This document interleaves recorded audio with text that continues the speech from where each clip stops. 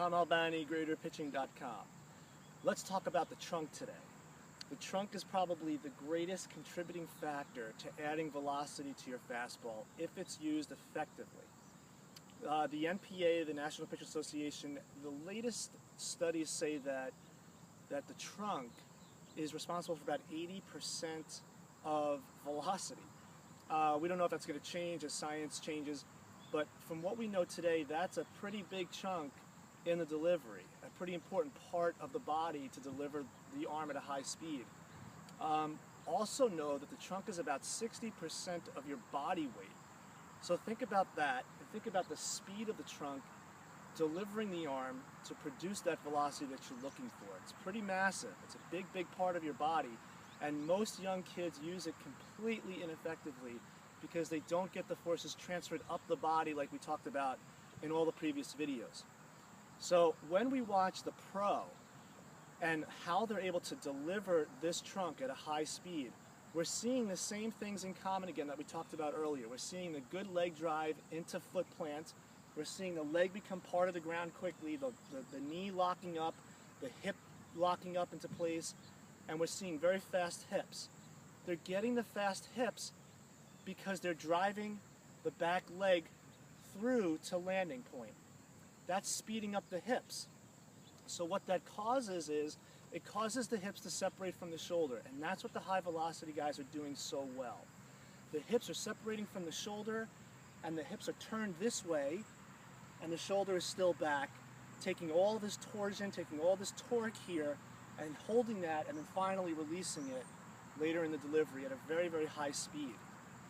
They also have something in common that's pretty important you have to look at if you're going to videotape your son. Watch the trunk position, the posture of the trunk, as the body's going out, as the stride phase is going out to landing. Watch the position of the trunk, because what we see most common with the young athlete is we see the guys going down here, flexing the trunk forward way too soon. There is great trunk flexion a little bit later in delivery that contributes to the forces and high velocity, but a lot of the guys are getting it too early, or sometimes they're back here and they have a slow hip, or their body takes too long to absorb the energy because it's not ready to throw yet. So we want to avoid both of those. So how do you do that? Make sure that their head stays in front or in the middle here between their legs, where the chin stays behind the belly button and behind the belt buckle all the way out to landing. So you're in this position here where the trunk is straight up and down rather than this. There might be a little tilt because you're going down a slope, but we want to avoid this because that decreases the amount of space for this big mass, which is about 60% of your body weight. We want to give this enough space to travel. It doesn't have enough space to travel when you land your front foot and you're locked up and you're here. It has much more space to travel when you're here. And it also gives you a lot of time to push that energy up into your body. Over here, you've decreased time and you've decreased space. What we see in the high velocity guy, the pro pitcher, is they have a longer space to move the trunk and a greater speed, and they have more time to absorb that energy to really propel them forward. What you're looking for is the chest way out over the front knee and the hand out in front of the front foot when they release the ball.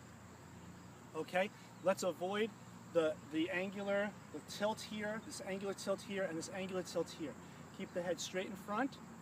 If you learn to use the forces of the legs correctly, you'll develop that hip to shoulder separation by the explosion of the back foot. You'll get that hip to spin fast.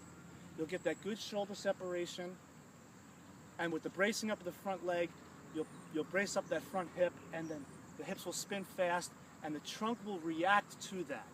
The trunk is a reaction. Okay, so I hope that helps you out. Keep your eyes on your videotapes. Watch carefully, see what you need to fix. Try to emulate some of what I just showed you there, and you will throw at a high velocity. But not only that, you're also going to throw with very little arm pain. Over 50% of little leaguers are throwing with arm pain. 50% of all youth pitchers are throwing with all arm pain. So get your trunk to do what it needs to do correctly, and you will throw very, very efficiently.